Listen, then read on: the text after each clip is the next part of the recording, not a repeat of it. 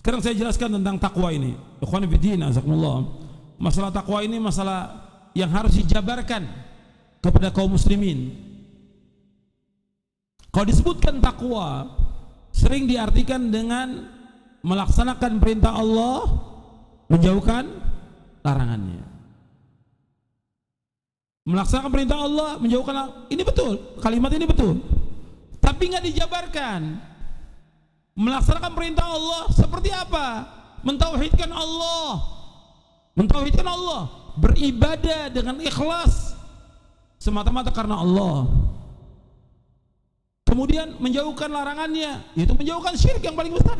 Jadi kalau takwa, melaksanakan perintah Allah yang paling besar adalah mentauhidkan Allah. Dan tujuan Allah menciptakan makhluk ini agar mereka beribadah kepada Allah. Wa ma khalaqtul jinna wal insa illa liya'budun. Tidak aku ciptakan jin dan manusia untuk beribadah kepadaku. Yang pertama itu.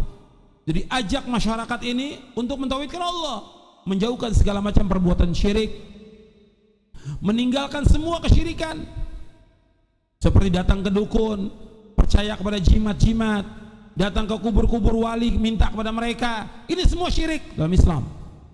Semuanya syirik dalam Islam. Jelaskan kepada umat agar umat ini paham bahwa itu syirik. Datang ke dukun, orang yang datang ke dukun sholatnya nggak akan diterima selama 40 malam. Datang ke kubur-kubur wali atau kubur habib atau kubur kiai atau kubur ajengan, dia minta di sana, ini syirkun akbar, syirik yang paling besar. Tidak boleh ada orang yang datang ke kubur-kubur untuk minta sesuatu.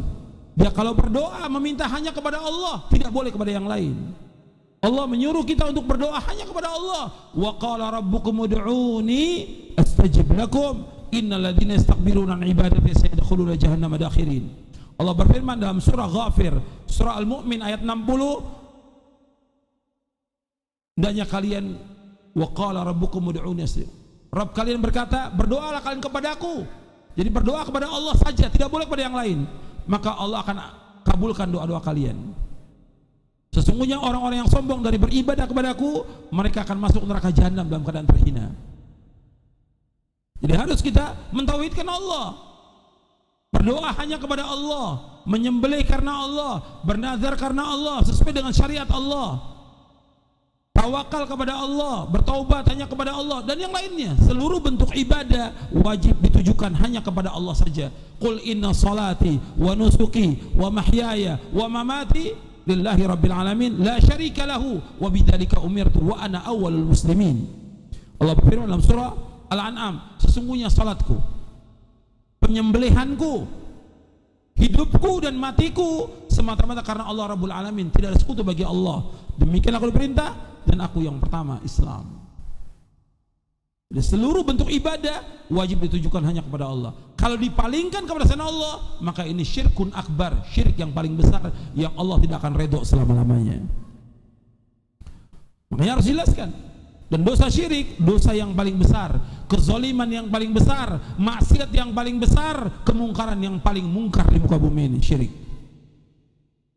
Nah, jelaskan bahwa orang berbuat syirik dengan mendatangi dukun, datang ke kubur-kubur tentu minta sesuatu, atau kepada batu, atau datang ke Nyai Roro Kidul minta di sana, ini syirkun akbar, perbuatan syirik yang paling besar. Kalau dia tidak taubat sampai akhir hayatnya, maka nggak akan diampuni dosanya oleh Allah Subhanahu wa taala. Dan haram bagi mereka surga. Orang yang berbuat syirik haram bagi mereka surga. Allah sebutkan dalam surah Al-Maidah ayat 72. Innahu may yusyrik billahi faqad haramallahu alaihi al-jannah wa ma'wahu an-nar wa ma lidh-dhalimin min ansar. Dalam surah Al-Maidah ayat 72 Allah sebutkan, sesungguhnya orang berbuat syirik kepada Allah, berbuat syirik kepada Allah, diharamkan baginya surga, tempat tinggal di neraka, dan orang-orang yang zalim tidak ada penolong. Berbuat syirik ini kezaliman yang paling besar. Berbuat syirik kepada Allah, kezaliman yang paling besar. Allah menyebutkan tentang nasihat Luqman kepada anaknya. Apa nasihat Luqman kepada anak yang pertama kali? Ya bunayya la tusyrik billah inna syirka la dzulmun adzim. Wahai anakku, jangan kau berbuat syirik. Syirik itu adalah kezaliman yang amat besar. Maka ini yang harus dijabarkan pertama kali tentang makna takwa, mentauhidkan Allah, menjauhkan syirik. Kemudian yang kedua tentang takwa, bertakwa, melaksanakan perintah Allah. Perintah Allah yang terbesar setelah Allah menyuruh kita untuk mentauhidkan Allah apa? Berbuat baik kepada kedua orang tua. Allah berfirman dalam surah An-Nisa ayat 36, wa'budullaha wa la tusyriku bihi syai'a wa bil walidaini ihsana. Dan hendaklah kalian beribadah hanya kepada Allah dan jangan kalian menyekutukan Allah dengan sesuatu, dan hendaklah kalian berbuat baik kepada orang tua. Nah, sekarang kita bertakwa tidak kepada Allah dengan berbuat baik kepada kedua orang tua. Karena kita lihat banyak anak-anak yang durhaka pada orang tuanya, kurang ajar kepada orang tuanya, berkata dengan kalimat yang kasar kepada orang tuanya, membantah orang tuanya, hukumnya haram dan dosa besar. Allah Subhanahu wa taala berfirman, wa qada rabbuka alla ta'budu illa iyyahu wa bil walidaini ihsana imma yablughanna 'indaka al-kibara ahaduhuma aw kilahuma fala taqul lahumā uff wa la tanharhumā wa qul lahumā qawlan karīmā wahfid lahumā janaha adh-dhulli minar rahmah wa qur rabbirhamhumā kamā rabbayānī shaghīrā. Tolong panitia anak-anak ganggu.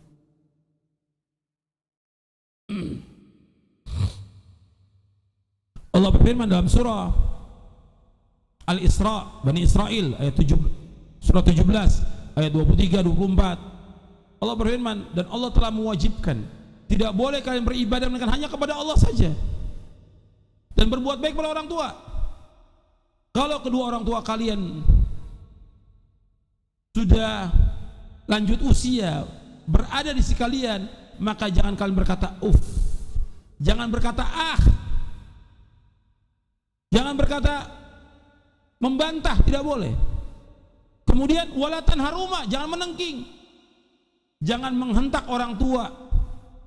Kadang-kadang disuruh anaknya oleh orang tua bantah, kadang-kadang banting pintu, menyentakkan kaki, menyentakkan tangan. Ini nggak boleh, hukumnya haram dalam Islam. Fala taqul lahumā uffin walatan haruma, jangan menengking. Wa qul lahumā qawlan karīmā, dan katakan kepada kedua orang tua kamu dengan perkataan yang mulia, yang terbaik. Ini banyak anak-anak yang durhaka. Anak yang durhaka tidak akan barokah hidupnya. Antum ingat seumur hidup, anak yang durhaka nggak akan barokah hidupnya. Meskipun dia kaya, nggak akan barokah hidupnya. Nggak akan barokah.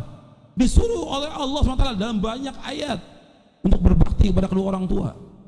Takwa kepada Allah dengan berbakti kepada orang tua. Takwa kepada Allah dengan berbakti kepada orang tua. Yang menyuruh kita berbakti kepada orang tua, Allah dalam Al-Quran. Yang menyuruh kita berbuat baik pada orang tua, Rasulullah SAW. Bapak ibu kita hormati, muliakan dia. Kalau dia miskin gak mampu, kita berikan nafkah, wajib kita berikan nafkah, bantu dia. Disuruh orang tua, dipanggil orang tua, sami'na wa ata'na. Kecuali kalau dia menyuruh untuk berbuat maksiat, gak boleh taat. Terus perhatikan orang tua. Kalau kita berbuat baik dengan orang tua, akan diberikan ganjaran yang besar oleh Allah. Kalau kita berbuat baik kepada sanak kerabat saja, akan dilimpahkan rezeki kita, dipanjangkan umur. Itu kepada sanak kerabat, apalagi kepada orang tua. Lebih lagi Allah akan berikan rezeki kepada kita. Allah luaskan rezeki kita, Allah mudahkan semua urusan kita. Makanya ada seorang yang pernah berbuat dosa, sahabat ditanya, saya berbuat dosa besar yang banyak sekali, apa yang harus lakukan? Bertaubat kepada Allah, berbakti kepada orang tua. Bertaubat kepada Allah, berbakti kepada orang tua. Sahabat kan bertanya, kenapa engkau menganjurkan berbakti kepada orang tua? Enggak ada perbuatan baik yang paling besar ganjarannya melainkan berbuat baik pada orang tua. Itu perhatikan tuh, samping haji, umroh, berbuat baik pada orang tua, ini ganjarannya semuanya besar dan menghapuskan dosa-dosa yang luar biasa. Makanya ini takwa kepada Allah. Kemudian juga takwa kepada Allah SWT tentang istri. Ini perhatikan, banyak suami-suami yang enggak memperhatikan istrinya, enggak memperhatikan istrinya.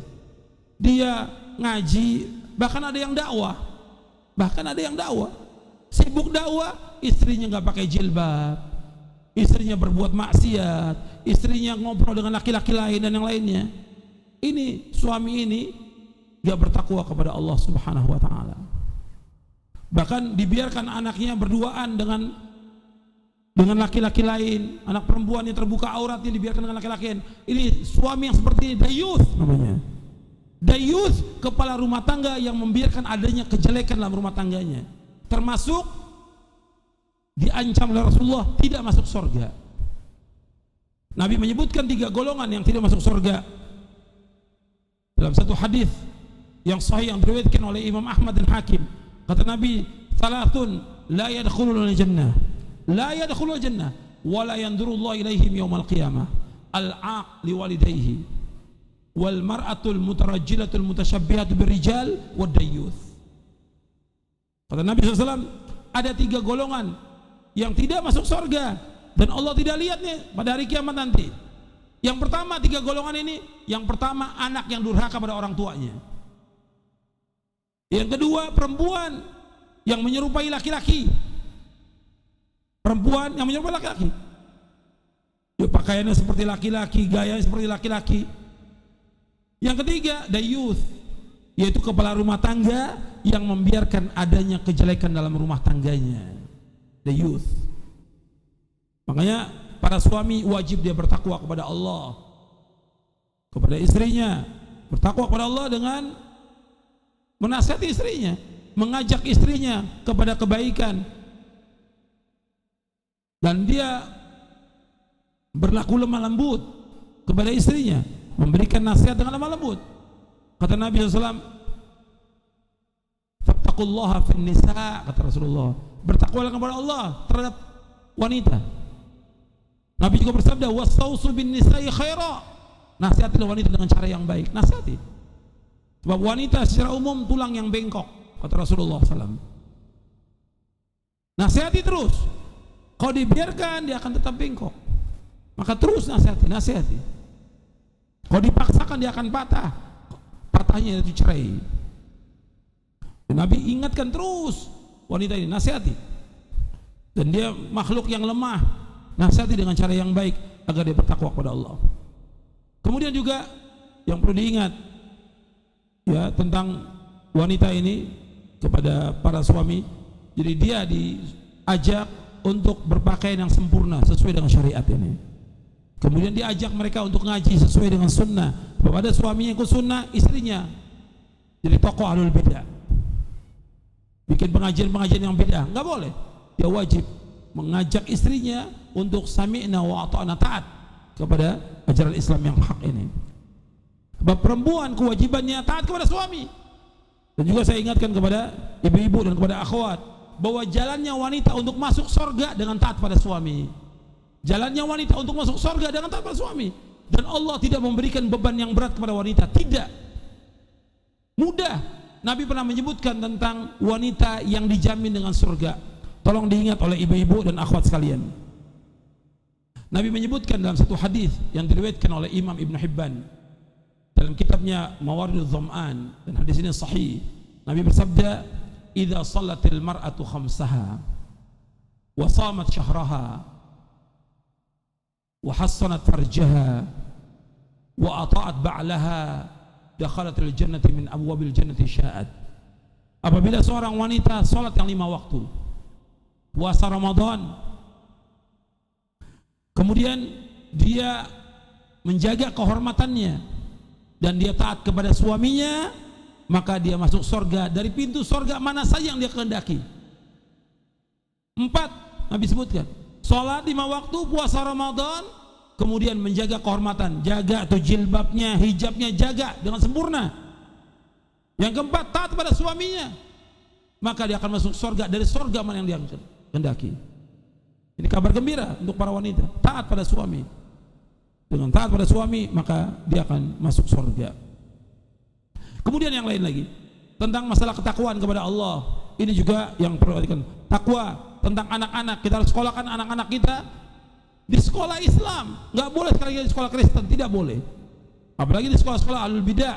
Di sekolah ahlul bidah tidak boleh, apalagi sekolah Kristen, tidak boleh. Harus sekolahkan sekolah Islam yang bermanhaj benar, Al-Quran wa sunnah ala fahmi salaf. Sekolahkan, karena kita ingin anak kita jadi anak-anak yang saleh dan saleha. Kita ingin anak kita berbakti pada orang tuanya dan taat kepada Allah Subhanahu wa taala. Maka taat, takwa kepada Allah tentang anak kita. Perhatikan anak kita, pergaulannya, pendidikannya, perhatikan. Ini takwa kepada Allah tentang anak kita. Kemudian takwa kepada Allah tentang sanak kerabat. Perhatikan sanak kerabat kita. Ada yang susah, miskin, bantu. Kita disuruh untuk silaturahim, nggak boleh memutuskan silaturahim, tidak boleh selama-lamanya. Orang yang memutuskan tali silaturahmi dengan saudaranya, dengan kerabatnya, maka dia tidak masuk surga, kata Rasulullah. La yadkhulul jannata qati, tidak akan masuk surga orang yang memutuskan silaturahim. Kemudian takwa kepada Allah tentang tetangga kita. Tetangga kita wajib kita berbuat baik kepada tetangga.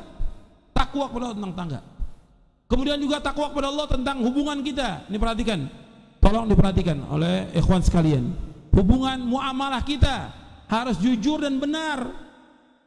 Hubungan dagang kita, hubungan muamalah, pinjam meminjam, banyak di antara teman-teman yang ketika dia minjam maksanya luar biasa pinjam, tapi ketika ganti la salam wala kalam.